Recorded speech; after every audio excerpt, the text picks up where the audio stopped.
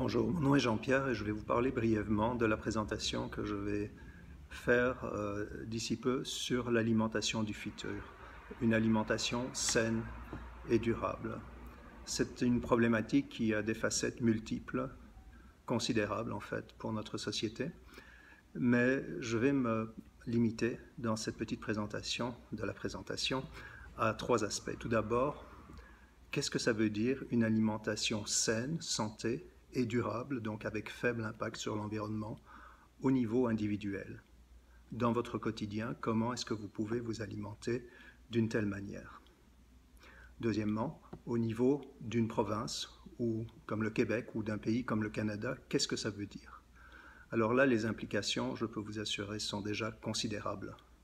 Considérables en termes de politique alimentaire, politique agricole, et aussi politique de santé, de soins de santé. Aujourd'hui, dans une province comme le Québec, en tout cas, environ 50% des dépenses sont consacrées aux soins de santé. Et beaucoup de ces dépenses sont orientées, en fait, vers des soins pour des maladies qui sont causées par la nourriture. Parce qu'aujourd'hui, nombre de maladies sont des maladies de société, le diabète de type 2, les maladies cardiovasculaires notamment, qui sont prévenables quasiment à 100% au travers d'une alimentation santé.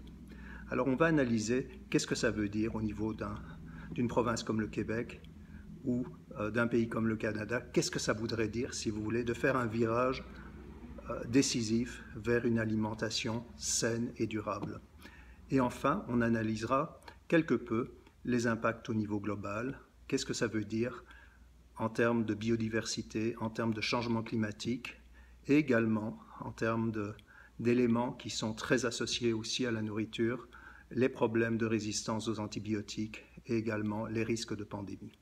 Donc, c'est le sujet de cette présentation, l'alimentation du futur. Je pense qu'elle devrait être, selon moi, donc, saine et durable, avec des implications considérables au niveau individuel, au niveau du Québec, du Canada et au niveau global.